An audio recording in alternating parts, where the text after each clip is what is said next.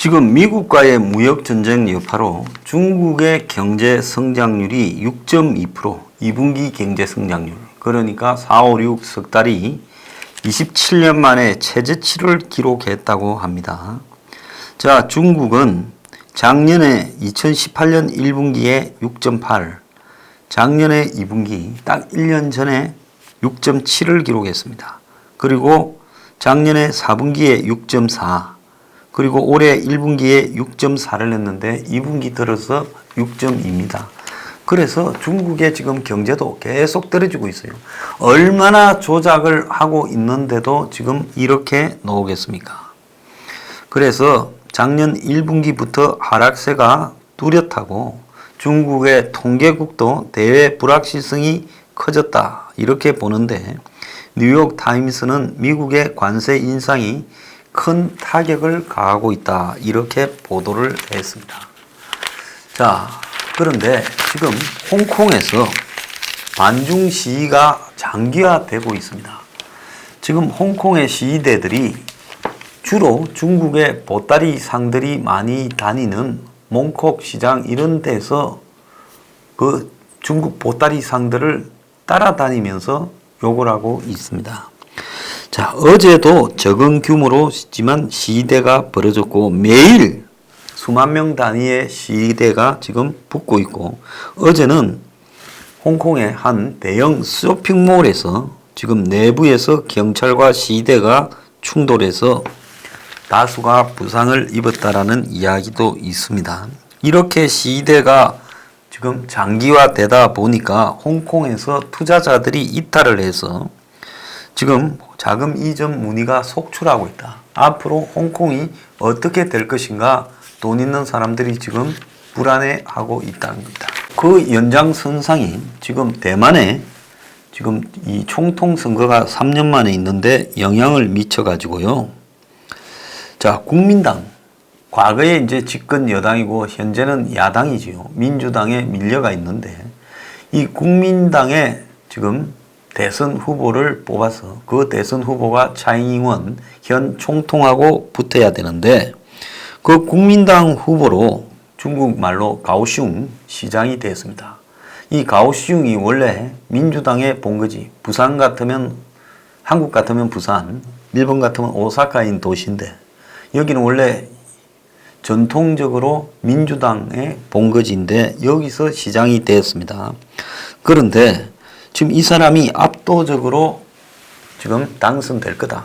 그래서 여기에 대선 출마를 선언했던 팍스콘의 구어타이밍 대만에서 제일 부자를 이겼습니다.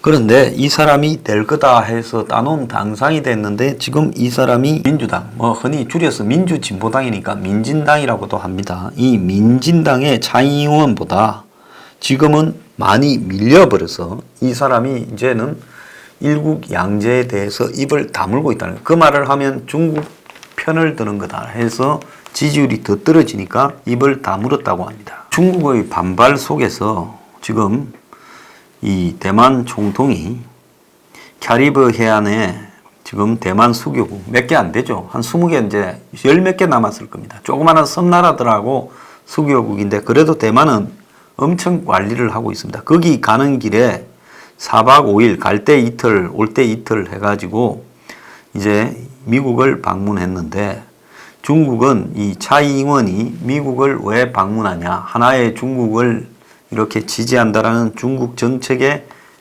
대중국 정책에 지금 문제가 생긴 거냐고 미국에 항의를 했습니다. 그런데 차이 총통이 독재 세력이 우리의 일상에 손을 뻗치는 걸 상상해보라. 베란간 자신이 운영하는 서점이 어떤 책을 팔면 법을 위반한 것이 된다. 매체가 새로운 정책을 비판하니 신문을 받는다. 갑자기 보이지 않는 세력이 당신의 일거수일투족을 감시하는 걸 느낀다. 이때는 모든 것이 이미 너무 늦었다라고까지 이야기를 했습니다. 홍콩의 이 통류안 서점 5명의 실종 사건, 이번에 범죄인 송환에 대한 원인을 제공한 이 사건을 언급한 거지요. 대만과 중국은 정치 문화에서 갈수록 차이가 나고 있다. 대만은 언론 자유, 인권, 법치를 선택했기 때문에 독재 정권으로부터 멀어질 수 있다고 중국에 직격탄을 날리고, 대만 경제가 중국 시장에 의존하면서 중국과의 관계에서 자주권을 제한받고 있다. 중국이 이를 이용해 대만을 위협하고 대만 사회에 침투하며 대만의 민주주의를 편취하려고 한다. 이렇게 비판했습니다. 자, 중국이 거대한 경제력으로 대만 경제인들을 왔다 갔다 하면서 이 아까 말한 이 고타이밍 퍽스콘 회장, 대만에서 제일 많은 사람도 공장을 주로 중국에서 아이폰 제조 공장을 늘려놓고 있지 않습니까? 이런 업자들이 전부 대만의 국민당, 중국하고 통일과 일부 양제를 좋아하는 중국 앞잡이 정당이 되어버렸어요. 국민당이요. 과거에는 공산당과 싸워서 도망와서 반공을 했는데 언제부터 이 사람들이 한 20년 전부터 그냥 다 중국 앞잡이들이 되어버렸습니다. 그래서 스스로 이렇게 권익을 지금부터 지키지 않고 또 경제적으로 던져주는데 만족하다 보면 중국에 예속된다. 지금 한국이 이 말을 새겨들어야 되는 거예요. 자, 한국이 중국과의 경제에 지금 예속되어가 우리나라 국민들이 중국에 대한 비판의식이 조금이라도 있었어요? 전부 중국이 미국을 이기고 세계 최고 강국이 된다면서 자식 유학 보내고 사업하러 다니고 한 십몇 년간 난리 쳤잖아요. 그 결과 어찌 됐습니까? 다 망했죠. 자, 그리고 중국은 여전히 한국을 소국처럼 다루려고 하고 있고 북한의 영향력을 행사해서 한국을 먹으려고 들고 있습니다. 자, 이 차이잉원이 하는 교훈을 우리가 새겨들어야 돼요. 경제를 위해 민주주의를 희생할 수 없다며 대만과 미국은 인도 태평양 지역의 민주주의와 평화 노력을 유지해 갈 거다. 그러면서 미국의 인도 태평양 정책에 동참한다는 말을 확실히 해버렸어요. 자, 이러니까 중국이 지금 미국이 대만에 수조 원의 무기 판매를 이렇게 해주면서 지금 장난을 친다 하면서 여기에 관련된 이 미국의 회사들 제너럴 다이내믹스 이거 탱크를 판매하죠. 스팅어 미사일을 판매할 레이시온, 또 레이시온과 합병할 유나이티드 테크놀리지가 소유한 엘리베이터 제조기업 오티스 등을 제재하겠다고 협박하고 있습니다. 자, 우리가 이거요 정말로 많이 배워야 된다 생각을 하고 있습니다. 홍콩과 대만에서요. 우리보다 저 사람들이 요즘 훨씬 낫다고 생각합니다. 자, 이 정권이요 작년까지 세금을 갖다가 한 17, 8조를 남기더니만 하도 잘 뜯어내서요. 올해부터는 이제 경제가 망하니까 세금이 나올 데가 없어서 잘 안 나오나 봅니다. 그러니까 다주택자 세금 폭탄을 때리면서 지금 전원주택 시장이 꽁꽁 얼어붙었대요. 집 하나 갖고 있다가 늙어서 저기 양평이나 시골에 전원주택 하나 갖고 있는데 이거 얼마 하지도 않았지요. 그런데 지금 2년 전에 준공한 17가구 규모의 양평 전원주택이 분양이 한 건도 안 돼서 공매로 다 넘어갔다는 거예요. 전원주택 단지가. 자, 경기권의 미분양이 장기화되고 있어서 1억 할인은 기본이라고 합니다. 양도세 중과가 치명타인데요. 전원주택이나 주말주택을 매입하면 중과세 대상이 되어가지고 자, 17년에 정권 출범하고 파리 대책을 여기 이런 내용을 넣어서 발표한 이후에 계약자가 급감을 하고 있다는 겁니다. 아예 양평 지역에는 외지인들이 토지나 주택을 살려고 하지 않는다는 거예요. 자, 그 외에 또 하나 봅시다. 금융소득 과세 강화 방안을 또 착수했다는 거예요. 자, 세금 뜯어내는 데는 아주 그냥 혈안을 지금 하고 있습니다. 그래서 근로소득에 비해 금융소득이 세율이 낮다고 인식하고 정부가 모든 주주에게 양도세를 부과하려고 한다는 겁니다.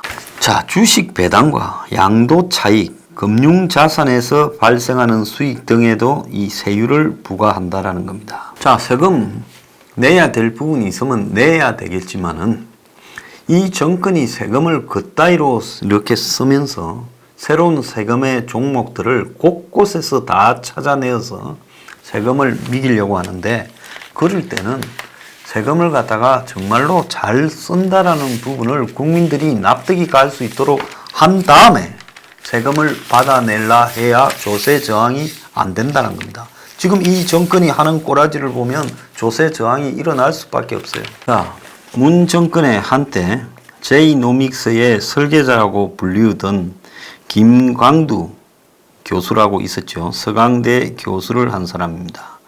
전 국민경제자문회의 부의장, 의장은 문재인이었죠. 이 사람이 그만뒀지요. 자, 오늘 동아일보에 인터뷰를 했습니다. 경제 질서에 대한 문정권이 어떤 인식이 부족했냐 하니까 공정하고 특권 없는 정의로운 경제를 내세웠지만은 이런 가치에 부합 못한 과거의 잘못을 적폐라는 이름으로 없앨라 했는데 문제는 방법이 미숙했다. 시장 경제에서 경쟁에 지면 물건이 안 팔리고 안 팔리면 일자리 만들기 어려운데 이런 경쟁력이라는 문제에 대해서 지금 좀 모르는 거 아니냐 이런 이야기입니다. 자, 기업이 경쟁력을 가지려면 그 국가가 기업에 도움이 돼야 되는데 현재 이 국가가 했던 일들 이런 것들이 도움이 되는 쪽으로 갔느냐 거기에 대한 국가의 역할에 대한 고민이 너무 없었다라는 거고요. 청와대가 그런 정도를 몰랐다는 게 말이 되냐 하니까 자, 의사가 약을 쓸 때 부작용을 고려하지 않고 쓰면 되나 정책도 마찬가지인데 세련된 정책이라는 것은 정책의 속도와 강도를 대상자가 어느 정도 수용하고 알고 하는 건데 의지만 선하다고 밀고 가다가 이런 일이 발생했다. 이렇게 말을 했습니다. 그래도 아주 나쁘게는 이야기하지 않지만은 정권을 비판을 하고 있지요. 둘러서요.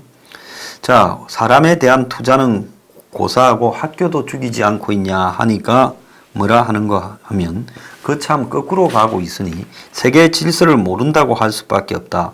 지금대로라면 더 공부하고 싶고 재주 있는 학생들이 다 해외로 나간다. 강사를 보호한다고 대학 강사들을 만들어 강사를 죽여버렸다. 시장을 모르는 거다. 외국 학생들이 한국에 와서 공부하게 만들어도 모자랄 판에 우리 학생들이 왜 한국을 떠나게 만드냐.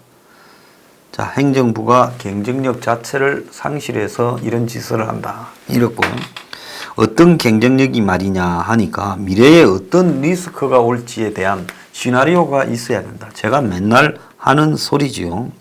그런데 우리는 그런 게 아무것도 없다.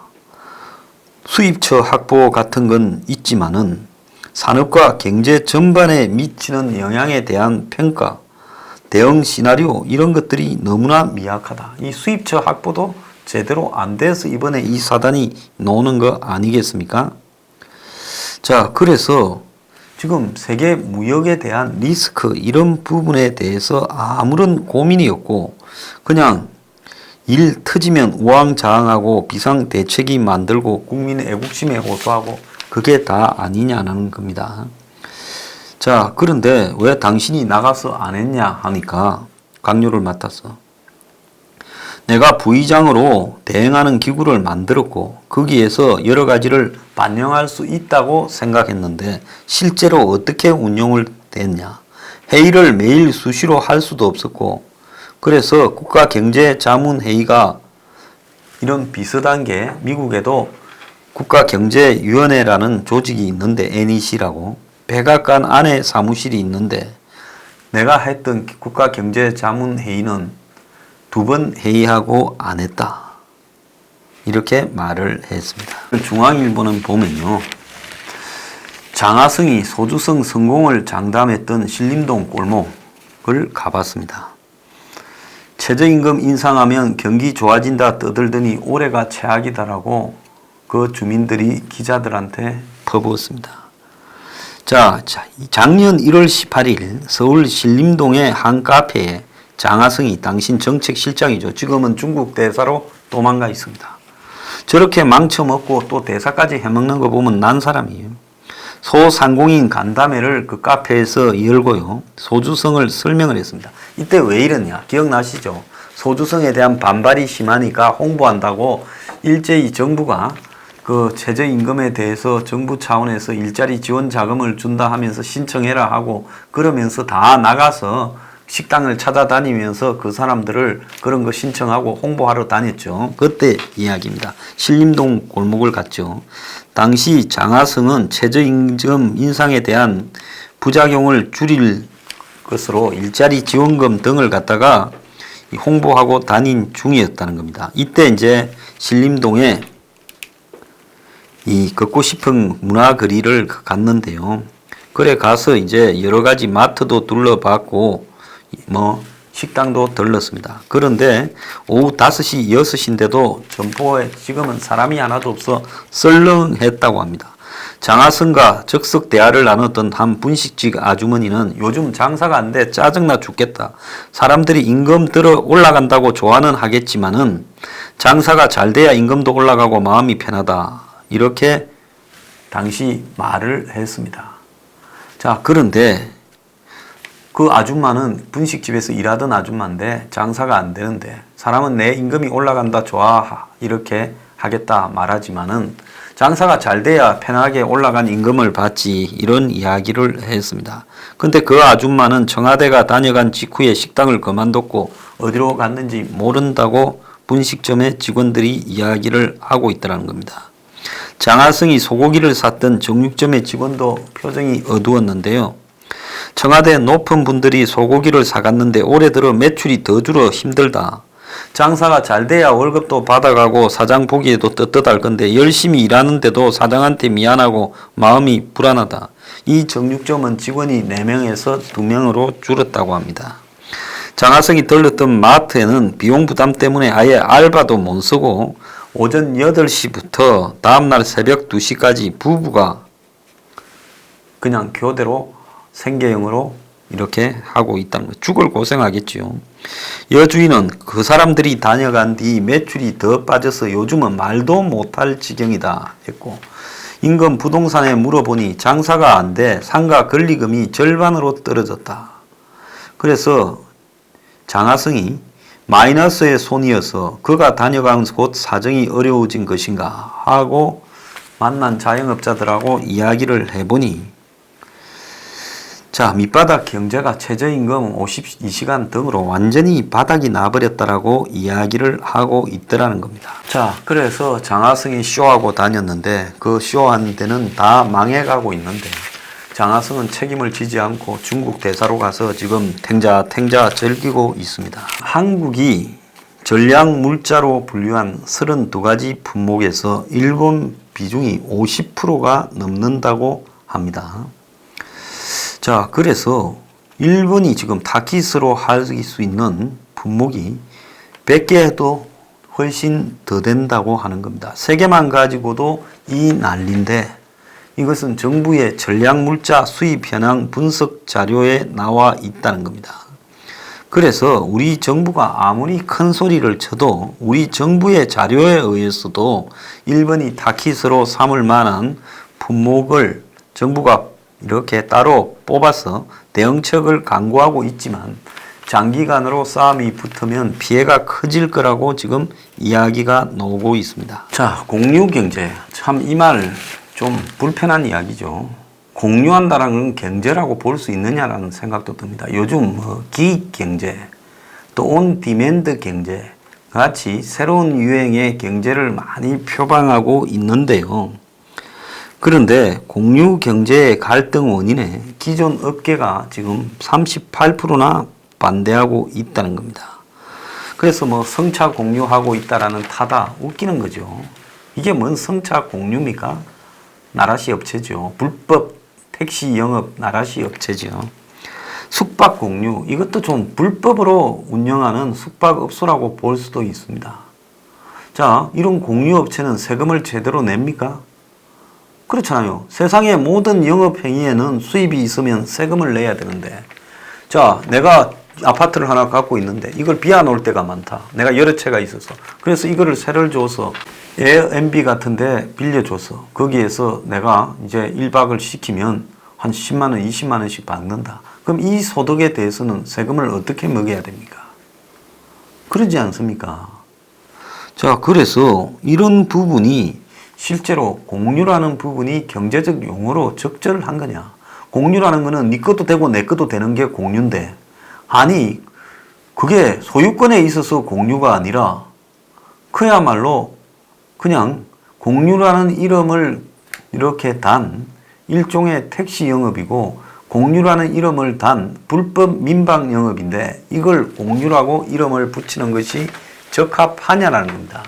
그래서 미래 산업에 대해서 이야기하는 사기꾼들을 보면 제가 이야기를 한 부분에 대한 확신이 있는데요. 많은 부분에서 4차 미래 산업이 일자리를 만들 거다. 그래서 일자리를 없어지는 것도 많겠지만은 또 새로 창조하는 부가가치와 일들이 더 늘어나게 될 것이다라고 말하는 미래학자들의 사기성에 진짜 너 자신 있냐 하면 말을 다 흐리더라는 내용도 제가 얼마 전에 읽었습니다. 저들도 모르는 소리를 가지고 사기를 치고 있지요. 기업이나 소비자가 필요할 때마다 임시직을 이렇게 뽑아가지고 일을 시키는 이것이 기경제라고 하는데 이게 무슨 놈의 일자리라고 할 수 있겠어요? 일자리라는 것은 지속성이 있어야 일자리지 그때그때 불려가서 일하는 이 날품팔이죠. 기경제라는 게요. 그러니까 기경제는 기업들이 정규직보다 필요에 따라 계약직 혹은 임시직으로 사람을 고용하는 경향이 커지는 형태의 방식인데 이거는 그야말로 일자리가 일용직 날품팔이라는 겁니다. 기경제 이꼴 날품팔이라 봐야 돼요. 온디맨드 경제, 플랫폼과 기술력을 가진 회사가 수요자의 요구에 즉각 대응해 제품 및 서비스를 제공하는 거다. 그러니까 이게 뭐야? 앱 장사의 뭐 배달의 민족 같은 걸 온디맨드 경제라고 합니다. 그러니까 이름만 공유 경제, 타다 택시, 불법 나라시 택시, 자 기경제, 날품팔이, 그리고 온디맨드 경제, 앱 하나 만들어서 계속 벌어먹는 거.